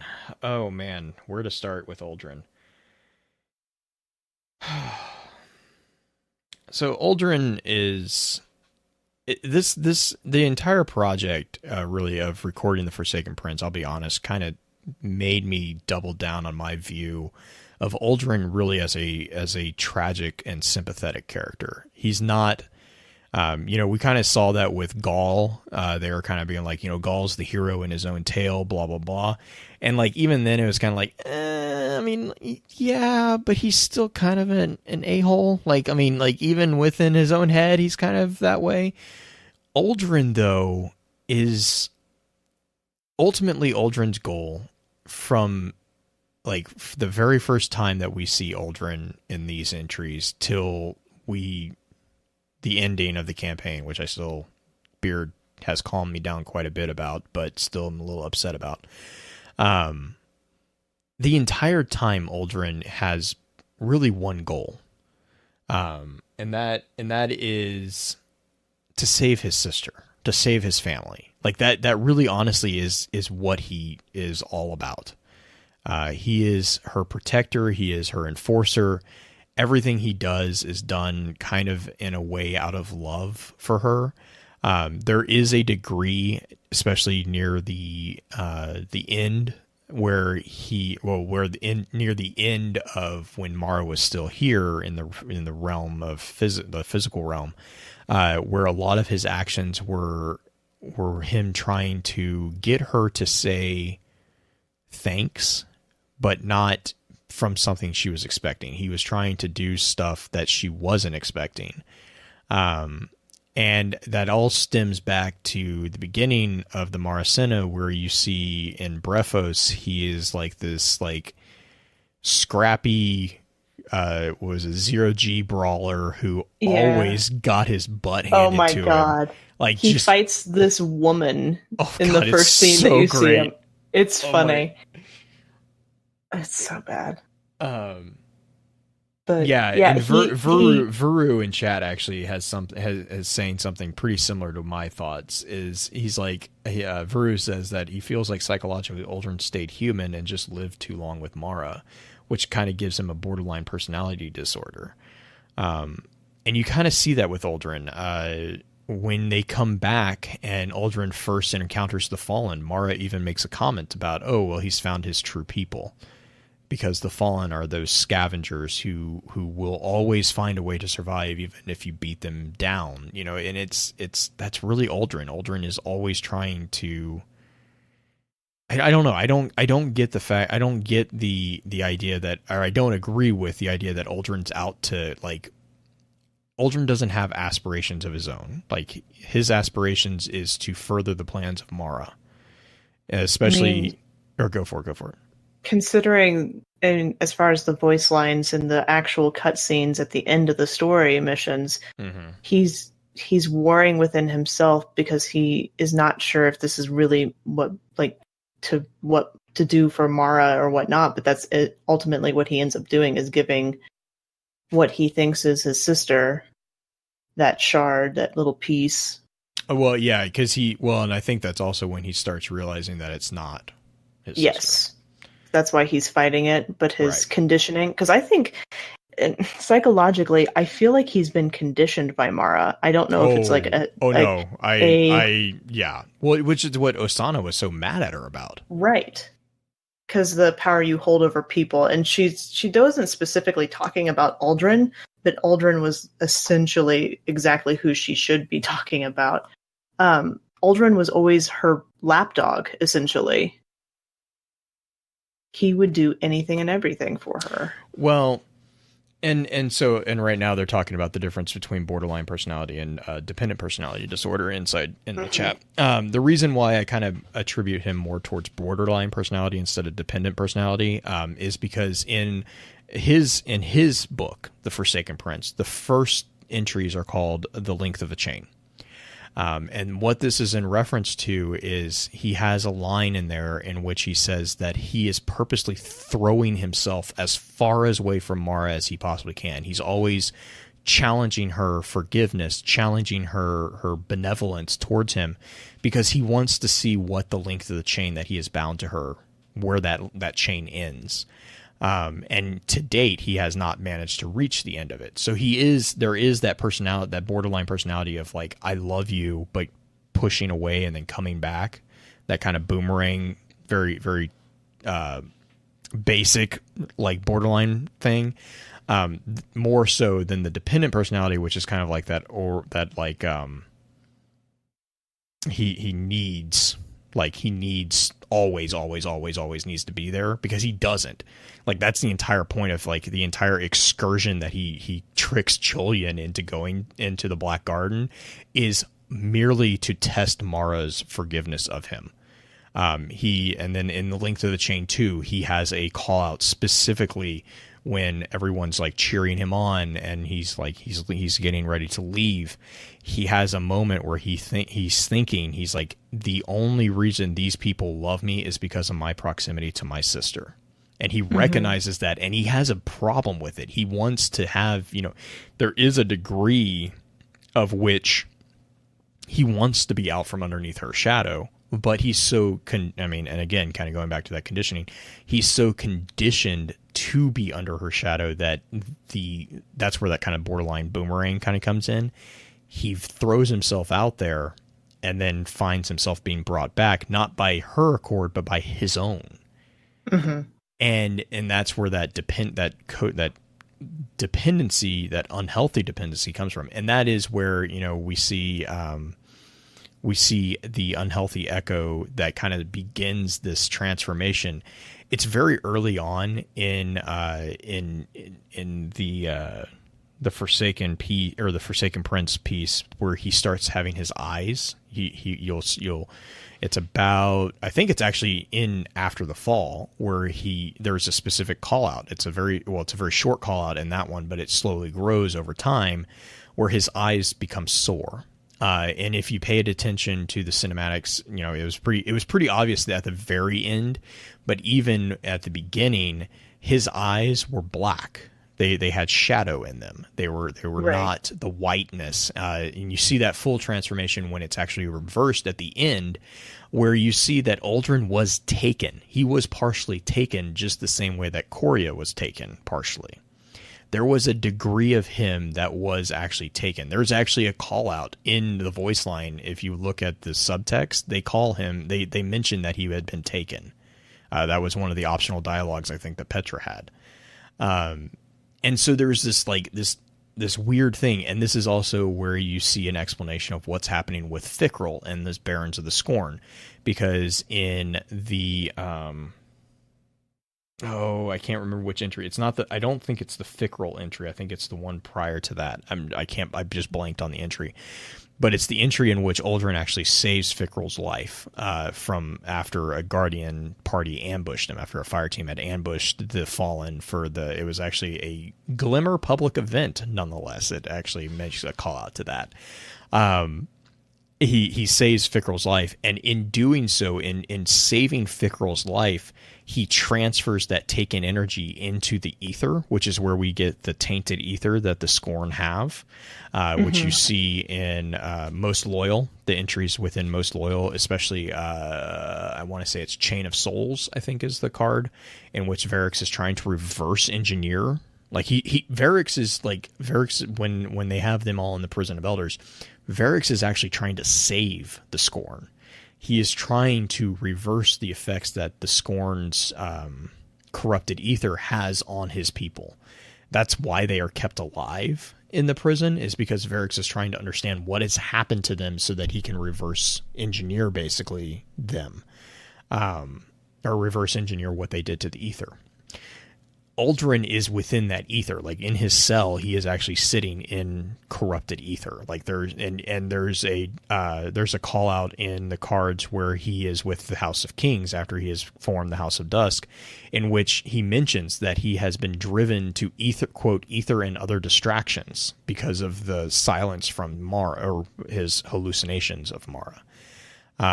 And it's the hallucinations which are constantly pushing him to like attack his people, to raise his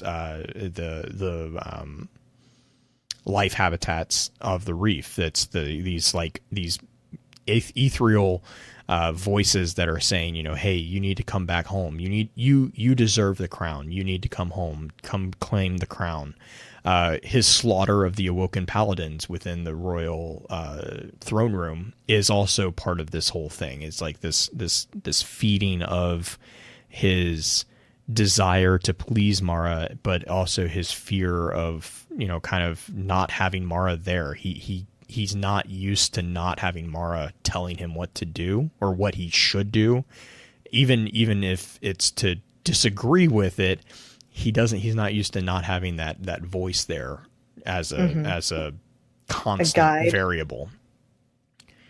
Well, they're foiled towards each other too. Like they speak to each other in questions. They never answer directly. Yes, I do remember that, because that was when Uldren's, his Crowhawk had died, or was dying. The right before the last scene with Orsana. Because Orsana and Uldren are having a campfire dinner with Mara, because Mara's basically a hermit in some respects. Yeah, which was a beautiful con on her part, by the way. Uh-huh. Uh-huh. It was interesting. She's the wise woman on the mount, essentially. Yeah. She's brilliant in her deceptions. But anyway, the card where Uldren his crow had passed or was going to pass. It was passed because it was on his yes. last hunt. He was letting it hunt the parrot, or it That's killed a parrot, and she was like, "You're." She was like reprimanding him, and then she felt bad for him. Mm-hmm. Because he's just like, let him die the way, or like let him have his last hunt type thing, which is kind of a beautiful callback to Uldren's in some way, and his role in what he plays, because he is her crow essentially. He's the one who hunts for her. Yeah. But as far, we kind of dug into Uldren, we've dug into the history of the Awoken a tiny bit. The return we semi talked about, and we're glazing over so much, and I feel bad, but it's at the same time. It's just like, real quick, for Beard, the development of House Dusk is also explained within the Forsaken Prince. I can't wait to get to that. It's Kings, I think, and then like it's a really interesting thing because like it's not at all what everyone was assuming. The way that Dusk is formed is actually it's an interesting twist. I'm going to say that. I don't want to ruin it for you. But yeah, it's not what everyone was assuming. But Uldren had a very kind of is hand in its formation. Well, yes, Uldren. So like Uldren was very much key in forming House Dusk, but the catalyst which allowed him to do so is not what everyone was assuming it was from not the House information. Kings, basically. Yeah, it's just I can't answer that question without answering that question. So like, I mean, it's like it's nothing. Like everyone was assuming that it took a path the way that it actually did go down was not what everyone was assuming. I'm just going to keep it there. Yeah, okay. Was assuming based off the information for, I think it was what was that? Rise of Iron, when we got Fallen 6. Basically, the events of Fallen 6 are what happened, but it's not how it happens, if that makes sense. See, that's what I've been wondering, is like how long, and I guess that was something I had brought up in a recent video, actually the Osiris one, talking about the prophecies. It really made me start to think like how long Uldren had been planning and working with a lot of this stuff, because they've been hinting at this now for a long time. So, and that's the other cool thing about the Forsaken Prince book, is that it actually kind of goes through his steps, because ultimately the entire time Uldren has the end goal of bringing Mara back. That is his. That's like the entirety and totality of his point of existence is Mara needs to come back. Mara is alive. You know, he is he's the unhealthy version of Petra's faith. Petra has faith that Mara is alive, but she is holding the faith, which actually is a amazing entry when all the paladins realize just how effed up they are, and they all look at Petra and realize that's the reason Petra's the Queen's Wrath. And they all that is my favorite card right now. They all bow in deference to Petra because they all look down on Petra up until this point. And then when this all goes down, and I think it's which one is it? Fame? Is it Fame? Hadrian? It's one of the older Hadam. Yeah, Hallam Fen. Hallam Fen. He has been. He realizes how much of a jerk he is. Oh my speaking out against Petra being the regent. Oh my gosh! And it's just so funny because he's talking to her via like a really bad voice call or FaceTime basically, and he can't read her face, but he's like in his, like, you get to see his inner dialogue, and he's like, I sound like a butt, like he's like, oh my gosh. You can actually read some of those portions from the vouchsafe. I believe it's a scout rifle, Yes. But that yeah. I believe is the one that he starts to do some of that on. Which there. Oh my as gosh, that moment of transformation for the paladins to Petra is just. I'm like, that's perfect. Petra finally gets the respect that she's been holding out this faith, and everyone's been kind of like patting her on the head because she is younger. She is younger than most of all of the paladins, and they all kind of thought that Mara babied her. And she was just being picked as favorite or otherwise, right? Basically, because you find out that Petra. So when Sjur was finally killed, Petra was one of the only survivors of that engagement, and I think that was in Honored. Was that? I think that was the entry that it happened in, because Honored is the one where she is named Queen's Wrath.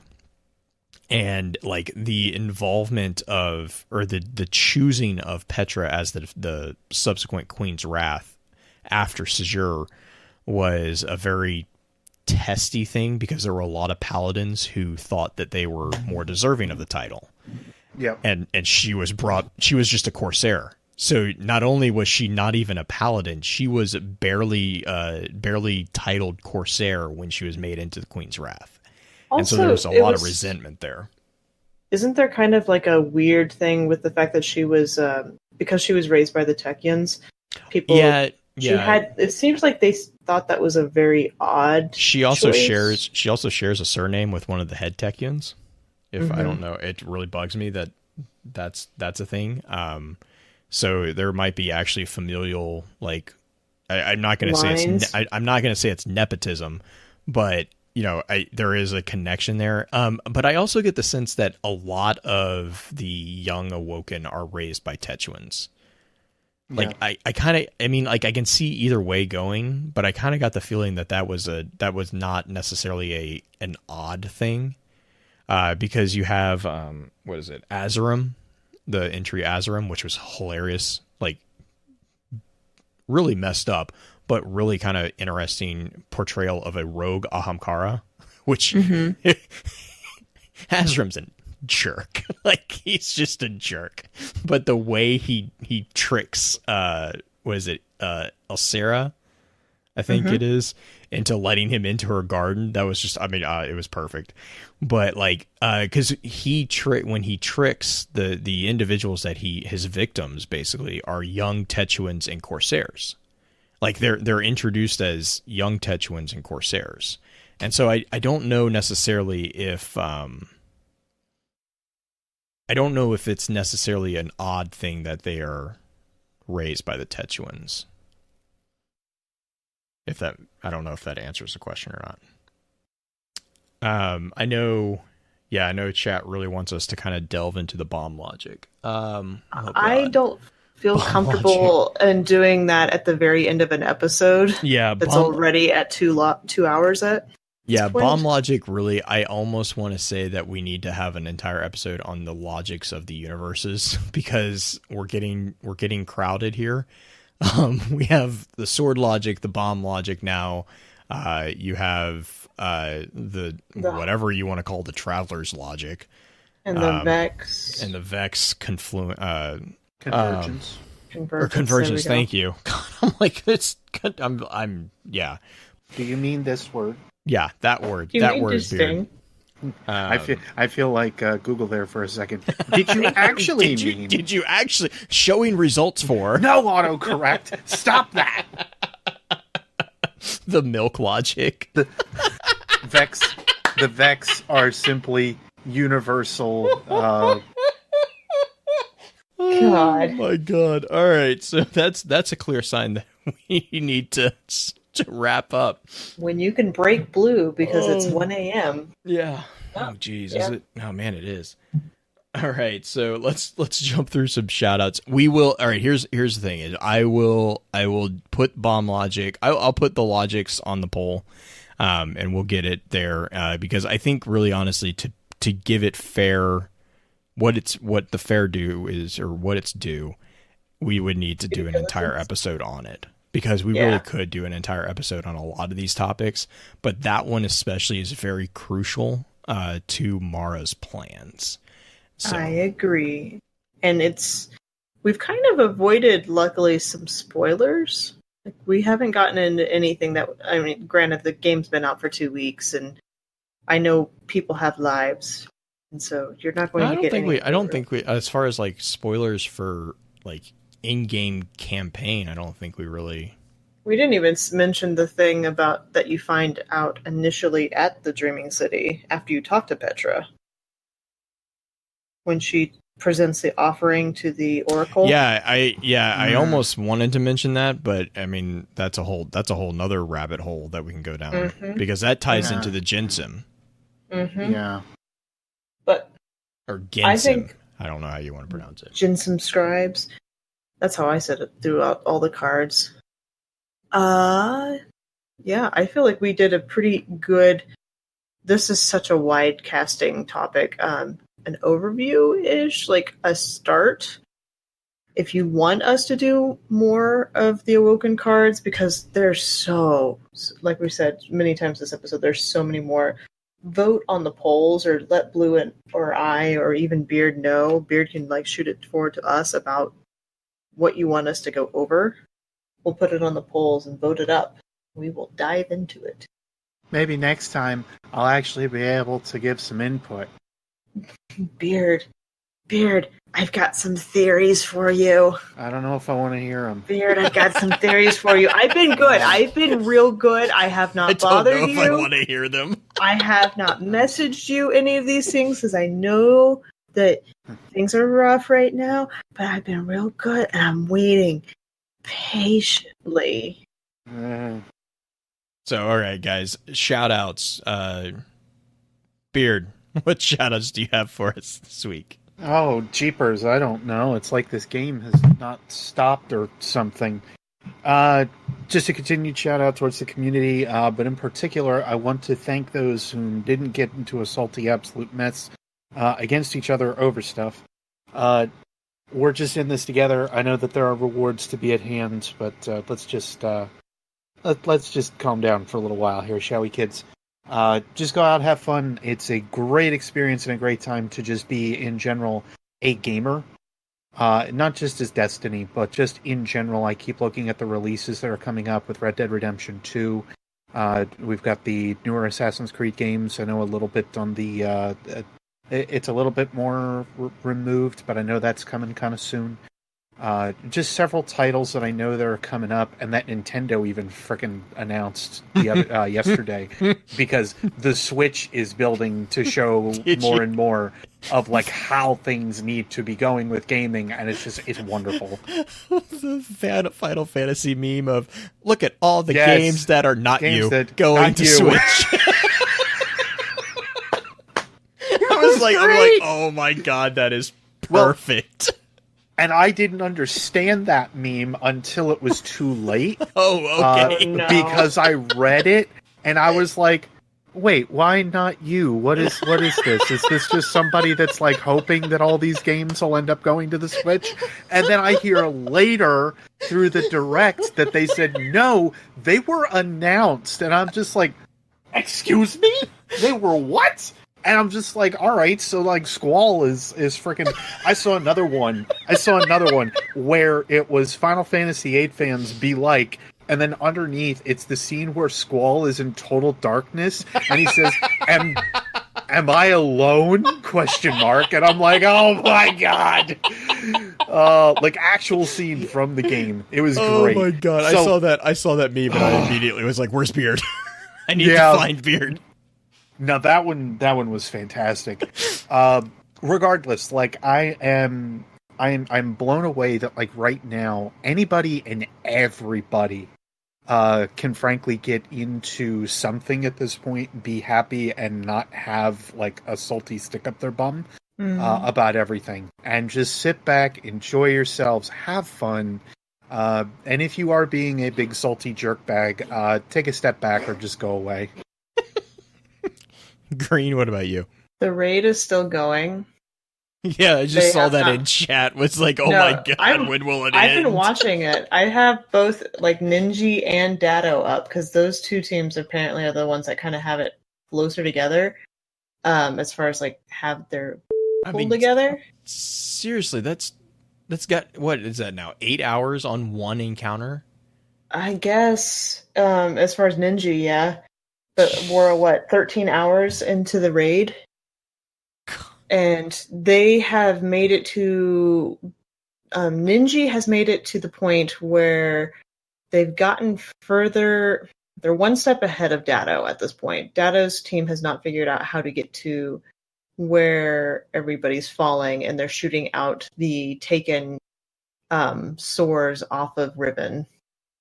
Because that is a really cool... the falling scene. Anyway, it's really cool. I'm excited to be able to finally do this at some point once I am high enough level to do so. I heard somebody say that Riven looks like a reskin of Zol, and I would just like No. to put that to an absolute No, it does not. No. And honestly, going back to that comment too, that wasn't Zol. No. Which also kind of got confirmed softly. Oh, did it? Riven does not look... Tolan basically was like, haha, you think you killed a god? Oh, that's funny. It's like, I was like, that's like the only dialogue that I've heard from Tolan, and I fell out of my chair. I was so happy. I was like, oh my god, yes. Okay, Dad. Yeah. I'm still just gonna sit back and be like, guys, I freaking told you so. Just how many times do I have to tell you to It was stop? so great. Like, oh my goodness. Anyway, I'm sorry, Green. I didn't mean to cut you No, off. you're sorry good. about that, Greg. You're good. It's just... I'm just in awe. I'm in awe of this raid. I'm in awe of this expansion. There's so many different levels and layers of things that we've even brought up just in this episode of not just the lore, but the encounters, the collectibles, the cats. There's cats to go and present offerings to. Like, yes, because the cat needs to judge you more. I want to know the lore behind the cats. Me too. I just, it's cute. It looks very Egyptian, but it's really cute. But yeah, it's just, I'm in awe of the amount of work that has obviously been put into this, and I'm really grateful that they did, because it's just, I don't want to say too much because I don't want them to take it away or to not try as hard next time, because it's a pleasant amount of pain that I'm in at the moment. Okay. That's a weird way to put it, but there's so much information that I feel like I'm not going to be able to capture it all or read it all or even experience it all for a while yet. And I'm okay with that.